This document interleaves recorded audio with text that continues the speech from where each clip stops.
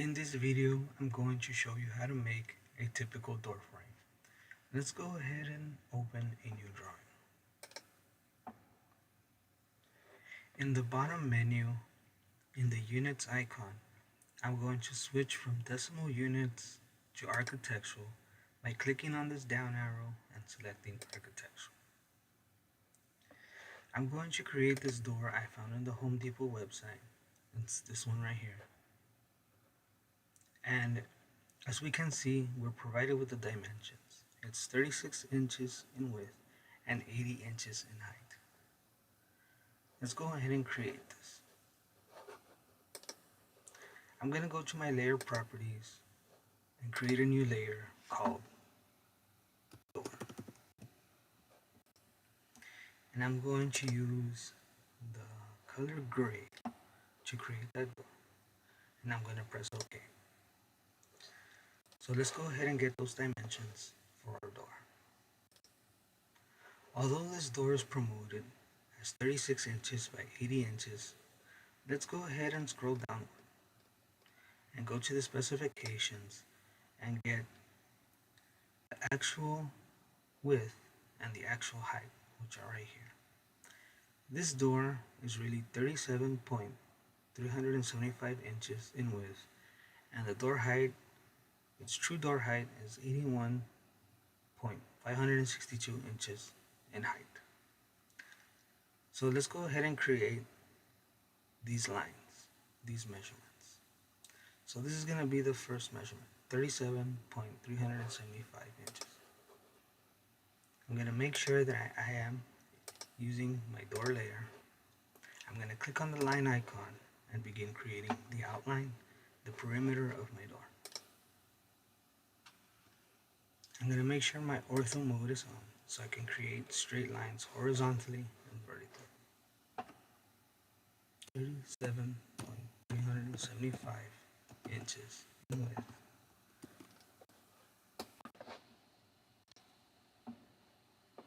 And we want 81.562 inches in vertical height.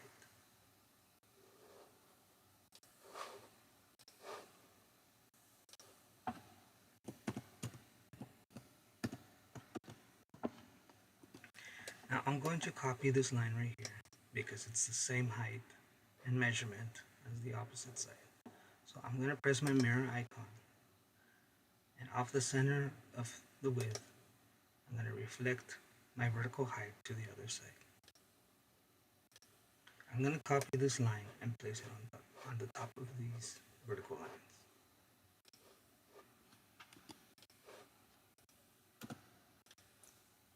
Just like that.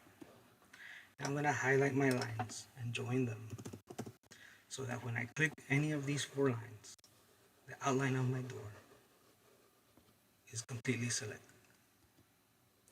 So now that we have the actual dimensions of our door created, let's look for the rough opening before we begin framing. The rough opening, or the size that I need to make my frame, are located here in this row. Rough opening width is 38.25 inches, and as you can see, it's a little wider than the door width. And the rough opening height is 82 inches, and as you can also see, it's a little wider, it's a little taller than our height. So let's go ahead and type in this measurement, 38.25 inches. Before I do that, I'm going to create a layer called rough opening.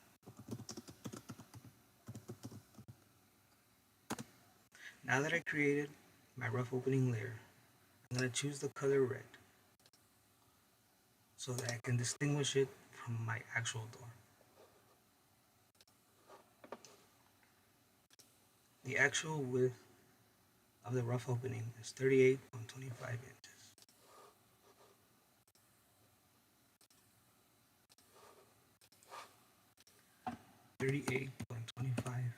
inches. In width, and in vertical height we want 82 inches. Now, just like I did with the door, I'm going to make a copy of this line, and I'm going to move it to the opposite side. I'm going to copy this bottom line as well, since it's the same width as the top line. I'm going to join the lines, and I'm going to move the rough opening of my door and center the bottom line with the bottom line of the door. There we go. And if we zoom in, you can see the width differences. The space between the door outline and the rough opening allows us to put a jamb on this door. Let's go ahead and begin framing this door. I went to the Lowe's website and I looked up the information for a 2x4. These studs are commonly known as 2x4s, though their actual width, height, and length are located here, which its actual width is 1.5 inches by 3.5 inches in width and 92 5/8 in length. So let's go ahead and make a wooden stud. I'm going to go to my layer properties and create a layer called wooden studs. I'm going to want to color my wooden studs index color number 40. You can use any color that you wish to distinguish your wooden studs. I like to use index color number 40 for that layer. So I'm going to create my first stud.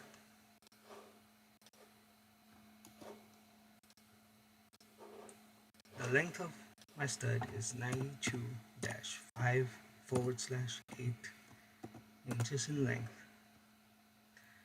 and 1.5 inches in width.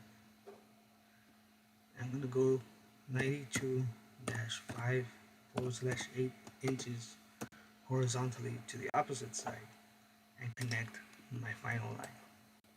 And I have my bottom plate.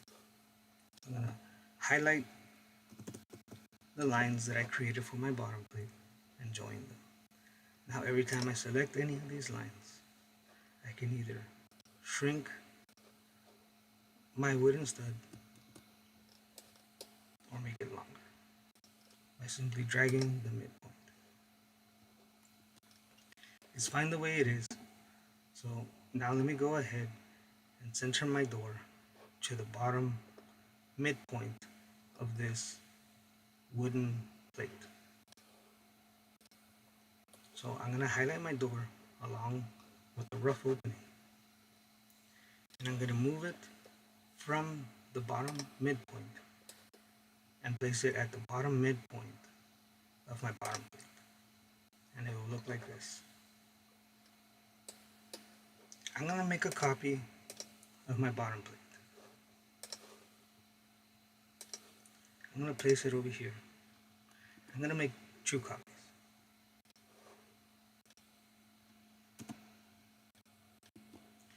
After I make 2 copies, I'm going to rotate them vertically, just like that. These are going to be my trimmers. So let me go ahead and place these studs where they belong. I'm going to highlight this first one. And from its inside endpoint, I'm going to move it to the outside face of my rough opening. The red line is serving as a guide to where I'm going to put my trimmers. So let me go ahead and do the same thing with this other trimmer. I'm going to move the trimmer from its inside endpoint and place it on the outside face of my rough opening outline. Our door frame is taking shape.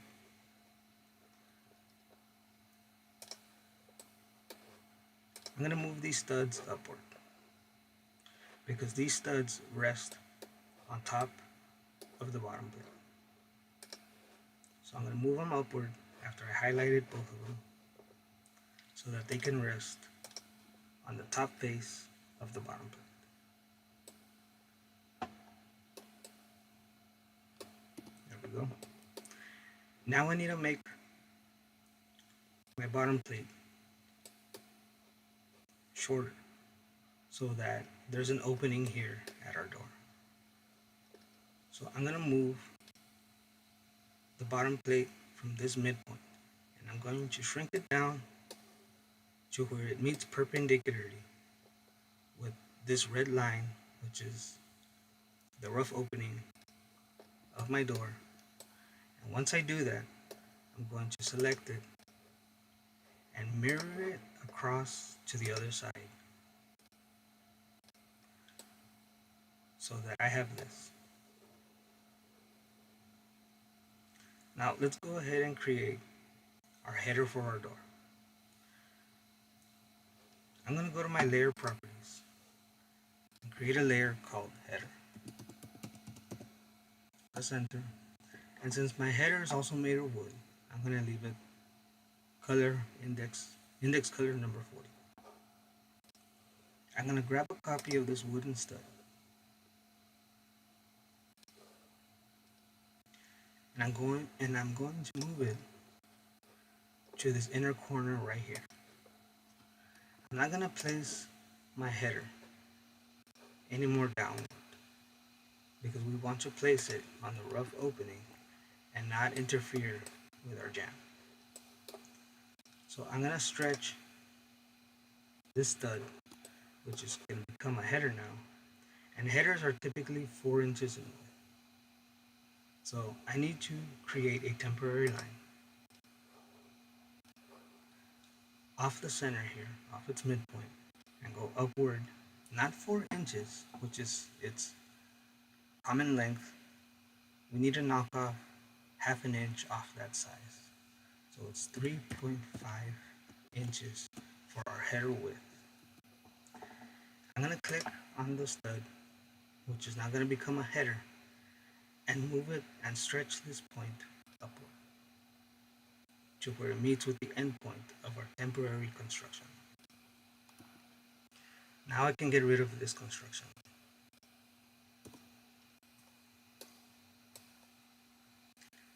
Now I need 2 top plates.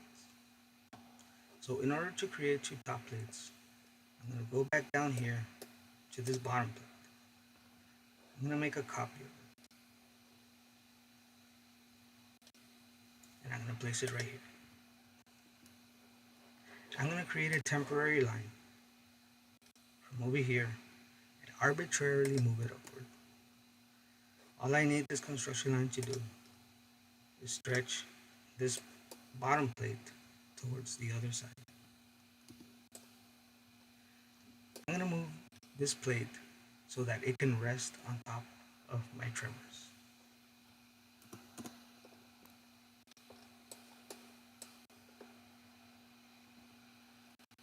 My trimmers support the header. So let me go ahead and stretch the header outward, 1.5 inches to the left and 1.5 inches to the right. Right now I'll adjust my trimmers. I'm going to make a copy of my top plate, and from its bottom end point, I'm going to place it on top of the top end point so that I have 2 top plates. Now let me go ahead and adjust this trimmer so that it can support my header, and I'm going to drag it down from the bottom of the first top plate so that it can rest at the bottom of the header. And I'm going to do the same thing on the right side. And there are my trimmers. Now I'm going to get one of these top plates, make a copy of them, and rotate it 90 degrees.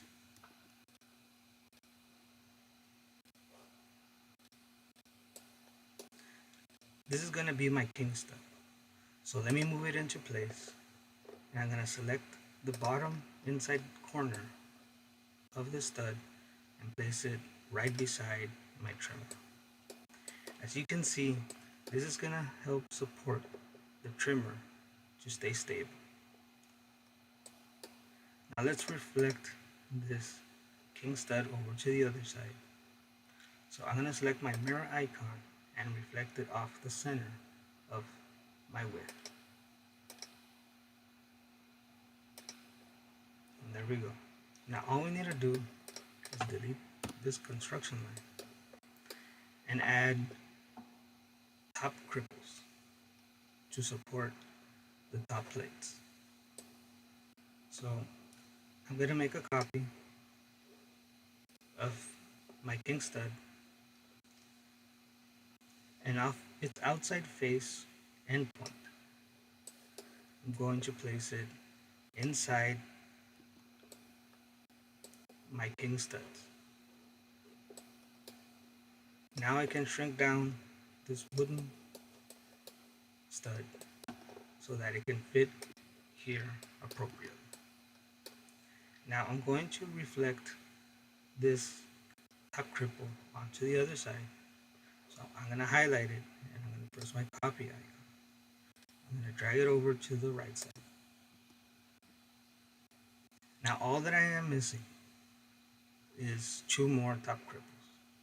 So let's go ahead and click using this empty layer, this layer labeled 0. I'm going to make construction lines from the outer face of my king stud inward, 16 inches.